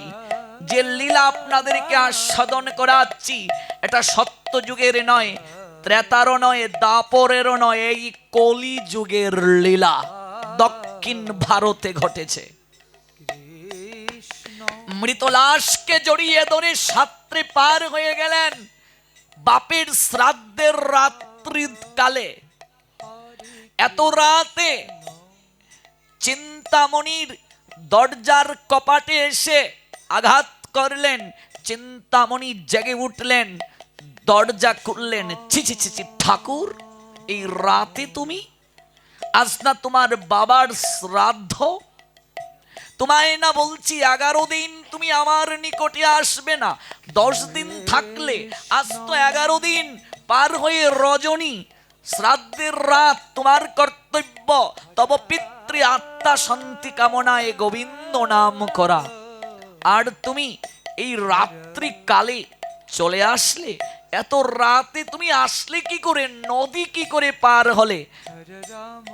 চিন্তা, আমি কলার ভেলা পেয়েছি, তাই ধরে আমি সাত্রে পার হয়েছি। কি বলছো? তোমার শরীরে দুর্গন্ধ করছে, চলো তো দেখি এটা কি। প্রদীপ হাতে নিয়ে চিন্তা দেখছে। যাহা দৌড়ে সাত্রে পার হয়ে এসেছেন বিল্বমঙ্গল, সেটা কোনো কলার ভেলা নয়, কলার গাছ নয়, একটা মৃত লাশ, কিছুটা গলিত। ছি ছি ছি ছি ছি ছি, ঠাকুর, কাম তোমাকে এতটা অন্ধ করে দিল? এই গভীর রাত্রে পিতার শ্রাদ্ধের দিন তুমি হিতাহিত জ্ঞান হারিয়ে মরা লাশটাকে জড়িয়ে ধরে সাত্রে পার হয়ে নদী তুমি আমার কাছে চলে আসলে। ঠাকুর, আমি অনেক পাপ করেছি জানি, আমি বেশ্যা তাও জানি, কিন্তু আমি আজ আর পাপ করতে পারবো না। ঠাকুর, তোমার পিতৃ শ্রাদ্ধের দিন তোমাকে রমণ করিয়ে আমি আর পাপীর ভাগী হতে পারবো না। দুহাই ঠাকুর, তুমি চলে যাও। এই রক্ত মাংসে গোড়া দেহটার প্রতি তোমার এত আকর্ষণ, পিতৃ শ্রাদ্ধের দিন তুমি সাত্রে মরা লাশটাকে জড়িয়ে ধরে চলে এসেছো আমার নিকটে। ঠাকুর, তোমায় একটা কথা বলি, আমার এই দেহটার প্রতি তোমার যতটা আকর্ষণ, 11টা দিন আমাকে ছাড়া তুমি থাকতে পারোনি। রামু রামু রাত্রিবেলা শ্রাদ্ধের দিন বাবার চলে এসেছো, মরা লাশটাকে ধরে সাত্রে বিল্লমঙ্গল। আমার প্রতি তোমার তীব্র যতটা আকর্ষণ, তার কিঞ্চিত আকর্ষণ যদি গোবিন্দের প্রতি তোমার থাকতো বিল্লমঙ্গল। হরে কৃষ্ণ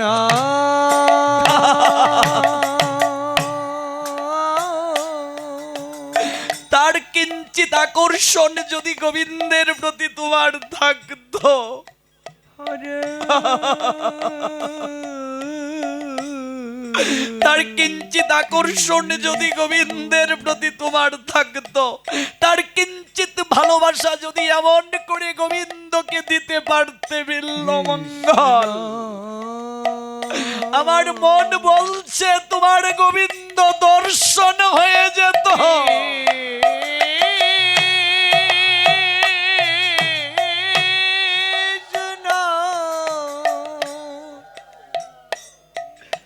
হরে ছি ছি ছি ছি ছি ছি ছি, ঠাকুর বের হও তুমি, কুকুরের মতো ধেয়ে চলে আসছো পিতৃ শ্রাদ্ধের দিন। বের হও তুমি আমার ঘর থেকে, আমি তোমার মুখ আর দর্শন করতে চাই না। আছাড়কে মাটিতে পড়লেন বিল্লমঙ্গল। আমি আরো ভেবেছি চিন্তা, তুমি আমায় জড়িয়ে ধরে বলবে কতটা ভালোবাসো আমায়। বাবার শ্রাদ্ধের দিনও আমাকে ছাড়া তুমি থাকতে পারোনি, তুমি চলে এসেছো। এই 11টা দিন রাত বিষময়ে যন্ত্রণা আমাকে কুকুর প্রতিদান দিল, কুকুরের সম্মোদন আমার প্রতিদান হলো। এত আকর্ষণ তোমার প্রতি, তার কিঞ্চিত আকর্ষণ শ্যাম সুন্দর গোবিন্দের প্রতি থাকলে আমার তার দর্শন হয়ে যেত। ঠিক বলেছ চিন্তা। আজ থেকে যদি কাউকে ভালোবাসতে গোবিন্দ আমার, হে চিন্তা, আমি বলে গেলাম আমি গোবিন্দ ছাড়া কাউকে ভালোবাসব না। গোবিন্দ ছাড়া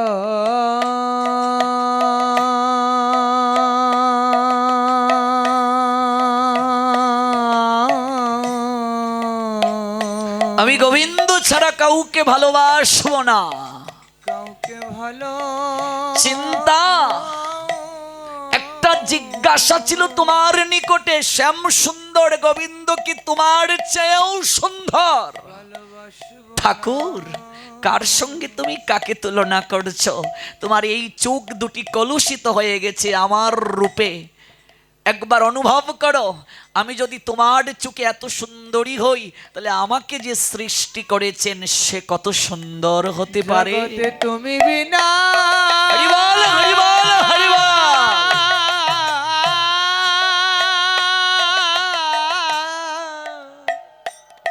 জগতে তুমি বিনা আপন না। চিন্তামণি, আমি চলে যাচ্ছি, আর কাল বিলম্ব করব না। তবে যাওয়ার আগে চিন্তা, আমি তোমায় প্রণাম দিয়ে যাচ্ছি। আজ তুমি আমার হৃদয়টাকে তুমি আজ ভেঙ্গে চুরমার করে দাও নাই। তোমার কথাগুলো আমার হৃদয়টাকে আজ পরিপূর্ণ করে দিয়েছে। চিন্তা, তুমি আমায় ক্ষমা করে দিও। আজ থেকে আমার জীবনে তুমি শিক্ষা গুরুর আসনে বসে রইলে। চিন্তা, কৃষ্ণ চক্র মধুদান দিল যে দিল জয়। জন্মে জন্মে প্রভু সে প্রভু সেই বজ্ঞান হৃদয় প্রকাশিত প্রকাশিত। চিন্তা के প্রণাম দিয়ে বিল্লমঙ্গল চলে গেলেন। দীক্ষা নিলেন বিল্লমঙ্গল। গুরুদেবের চরণে প্রণতি নিবেদন করে সেদিন তিনি ছুটলেন বৃন্দাবনের দিকে। বিল্লমঙ্গলের গুরুদেবের নাম সোমগিরি। চৈতন্য চরিতামৃত বললেন, শিক্ষা গুরুকে তো জানি কৃষ্ণের স্বরূপ, অন্তর্যামী ভক্ত শ্রেষ্ঠ এই দুই রূপ। শিক্ষা গুরু দীক্ষা গুরু অভেদ, একই মুদ্রার অপিঠ এবং অপিঠ। চিন্তা মণিকেও বিল্লমঙ্গল গুরু আসনে বসালেন। যে ছিল তার রমণ সঙ্গিনী, আজ সে গুরু চরণে এবং গুরু রূপে বিল্লমঙ্গলের হৃদয়ে আসন করে নিল। গুরু চরণে সোমগিরির চরণে প্রণতি নিবেদন করে ছুটছেন বৃন্দাবনের উদ্দেশ্যে। শ্রী, আজ তুমি নাই, তুমি যদি আজ বেঁচে থাকতে আনন্দে তোমার নয়ন থেকে অশ্রু ঝরতো। তোমার বিল্লমঙ্গল আজ আর বেশ্যালয়ে পড়ে রয়ে না। তোমার বিল্লমঙ্গল আজ ছুটছে মধুময় হরে বৃন্দাবনে। কৃষ্ণ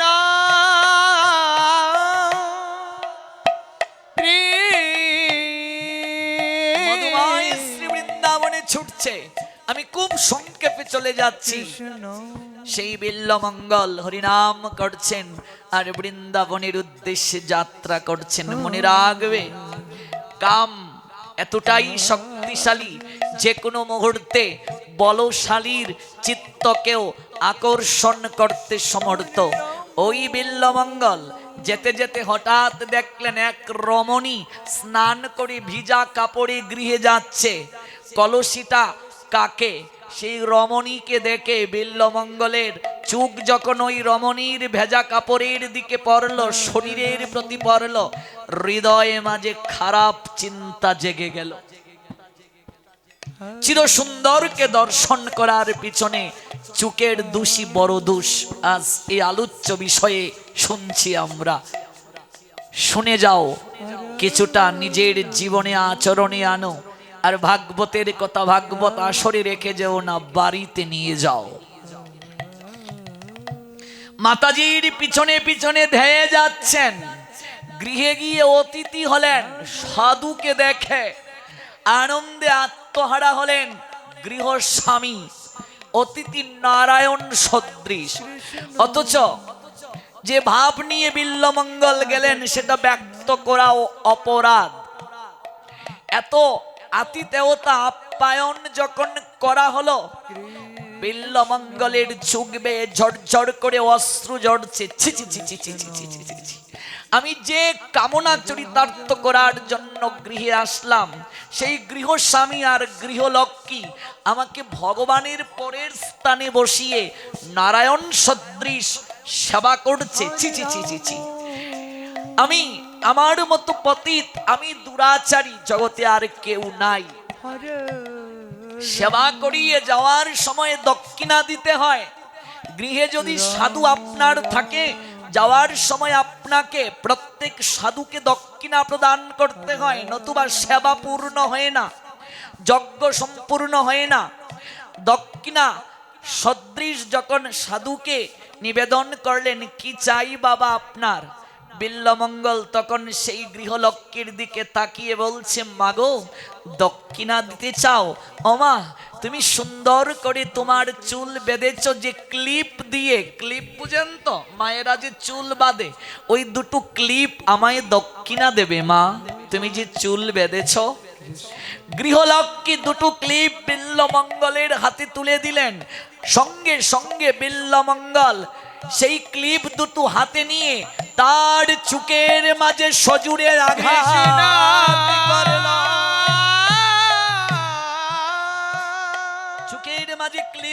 আঘাত করলো, ঝরঝর করে রক্ত ঝরছে। ছি ছি ছি ছি ছি, আপনি কি করলেন? মা গো, আমায় প্রশ্ন করিও না, তুমি জানবে না মা আমি কি করেছি, কিন্তু আমি যথাযথ কার্য করেছি মা। আমার এই চোখ এখনো শুদ্ধ হয় নাই।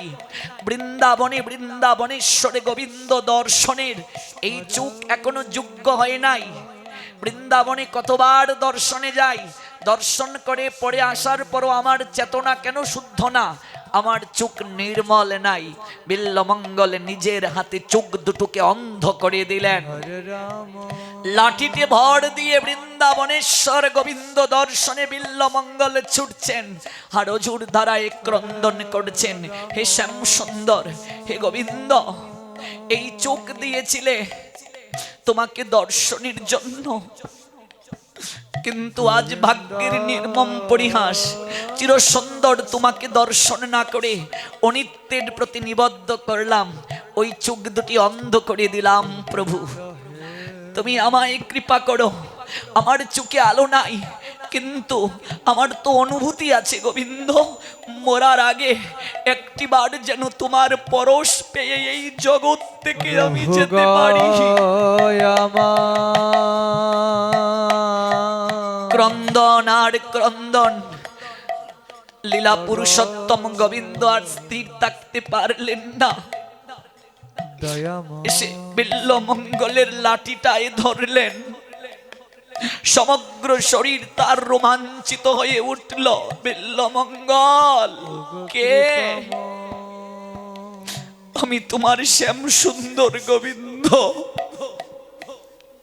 যাকে প্রাপ্তির জন্য চিন্তামণির প্রীতিকে অস্বীকার করে সকল কিছু ত্যাগ করে আজ মধুময় বৃন্দাবনের দিকে ছুটছ। বিল্লমঙ্গল, আমি এসেছি তোমায় দর্শন দেওয়ার জন্য। প্রভু গো, আমি তোমায় চিনব কি করে, আমি যে চোখে দেখি না। কি চাও বিল্লমঙ্গল, আমার কাছে বলো। প্রভু, আমার তোমার কাছে কিচ্ছুটি চাওয়া নাই, একটি কেবল নিবেদন। প্রভু, আমাকে একটিবার তুমি একটু চোখে আলো ফিরিয়ে দাও। আমার জীবনে চোখ পেয়েও চোখের সৎ ব্যবহার করতে পারি নাই, আজ দ্বিতীয়বার চোখে আলো পেয়ে আমি সৎ ব্যবহার করতে চাই।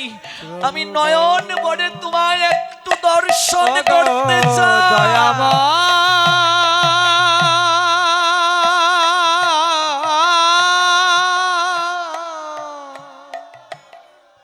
কৃপা, এই হলো চোখের সৎ ব্যবহার। আলতু করে পরশ বুলিয়ে দিলেন গোবিন্দ, চোখে আলো ফুটলো, প্রাণ ভরে দর্শন হলো গোবিন্দকে। শুরু করেছিলাম হাতের কার্য কি, হাতে তালি দিয়ে কীর্তন করা, চরণের কার্য কি, সাধুগুরু বৈষ্ণবের সঙ্গে যাওয়া, মন্দিরে যাওয়া, চোখের কার্য গোবিন্দ দর্শন, গুরু বৈষ্ণব দর্শন, হাতের কাজ হাতে তালি দিয়ে কীর্তন করা। শুরু করেছিলাম দেহটা বৃক্ষ, বৃক্ষের ডালে যদি পাখি বসা থাকে, নিচে গিয়ে তালি যদি ধীরে হয় পাখি উড়ে না, যত জোরে তালি হয় শব্দ শুনে পাখি উড়ে যায়। দেহ বৃক্ষে অসংখ্য পাপ পাখি বসা, কেউ যদি হাতে তালি দিয়ে কীর্তন করে দেহ বৃক্ষের সকল পাখি উড়ে চলে যায়। নাসিকার কার্য গোবিন্দের চরণে অর্পিত তুলসী পত্রের গ্রাণ নেওয়া, কর্ণের কার্য গোবিন্দের কথা শ্রবণ করা। আদৌ কি আমরা সদ্ব্যবহার করছি? মুখের কার্য ভগবানের কথা কীর্তন করা, জিহ্বার কার্য কৃষ্ণ প্রসাদ গ্রহণ করা। অম্বরীশ মহারাজ সকল অঙ্গকেই গোবিন্দ সেবায় লাগিয়েছিলেন। আমরাও চেষ্টা করব ভাগবতের কথা শ্রবণে, ভাগবতের কৃপায় এই দেহটা যেন গোবিন্দ সেবায় অর্পণ করতে পারি।